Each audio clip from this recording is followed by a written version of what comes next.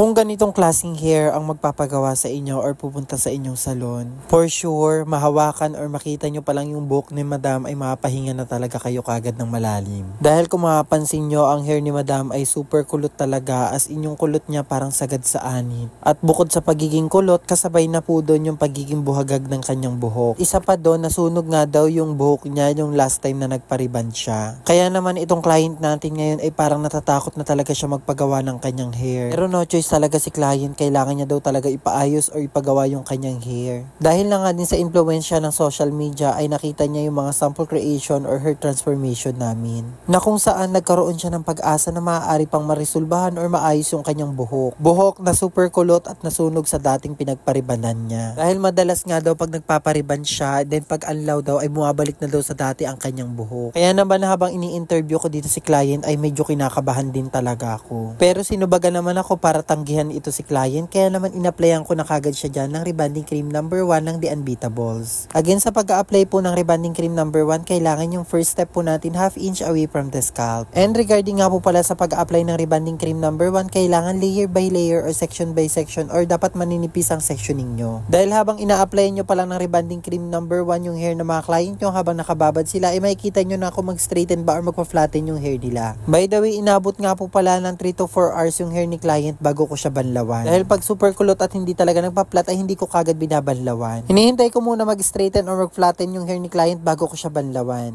At kung mapapansin nyo yung lower part ni client ay sunog talaga yung hair niya dyan, kaya nag-spray water na lang ako dyan. Just in case nga po pala na ibababa yung gamot sa lower part, usually binababad lang po siya ng 5 to 10 minutes at hindi na po tatagal doon. Habang nire-application ko nga pala yung nasunog na part sa lower part ni client ay pinapakiramdaman ko talaga yung hair strand niya. At pag napapansin nyo, nagra-rubby rise or naging elastic yung buhok ng mga client nyo habang binababa nyo yung rebonding cream number 1, kailangan mag-spray water lang kayo ng malala hanggang sa maging smooth yung hair. Again, regarding sa hair status ni Madam, para siyang nagpa-bleach na patong-patong daw yung kulay, then ayun na nga yung nangyari sa lower part niya, nasunog talaga at super dry. Kaya naman nakita ko nag-straighten na or nag-flatten na yung hair ni client ay inaya ko na siya para banlawan namin yung hair niya. And dito nga makakapansin nyo, bagong banlaw na yung hair ni client at i-blow dry ko na siya dyan. At that day nga po pala, madami din kaming client sa salon na nagpapagawa sa amin, even ordinary days. At kung makapansin nyo yung hair ni client, nag-straighten at nag-flatten na talaga siya. At ito na nga ang kinagulat ko after ko siyang ma-blow dry. Kung makapansin nyo, medyo nag-straighten or nag-flatten na din yung hair ni client, kaya lang may pagkaalsado pa talaga siya. At yung lower part, kitang-kita nyo naman parang nasunog or parang lalong nangarag. Pero syempre, confident pa rin naman ako kahit na ganyang kangarag yung lower part ni Madam at alam niya naman na galing talaga sa sunog yung buhok niya before. Dyan naman po ang ating miracle treatment na to the rescue sa mga nasunog or nangarag na buhok. Regarding nga po pala sa paggamit ng miracle treatment, kailangan po nasa open space or open area po kayo. Bawal na bawal po siya sa mga closed door or indoor or sa mga kulob na area. Inababad nga lang po pala ang miracle treatment usually 30 minutes up to 1 hour. At dito nga kung mapapansin nyo, yung hair ni client ay nag-straighten, nag-flatten at the same time nawala na yung pagkasunog or pagka-dry sa lower part. Yung miracle treatment nga po pala na ginamit namin kay client ay siya yung klase ng Brazilian treatment na hindi na po binabanlawan kundi diretso blow dry after pong babarin. After ko siya dyan, then pinlansya na namin yung hair ni client, then ito na po yung naging final touch or final result. At kung mapapansin nyo, malaki na din talaga yung pinagbago ng hair ni client compare sa kanina. Yung pangarap ni client na smooth, shiny, silky, and straight ay achieve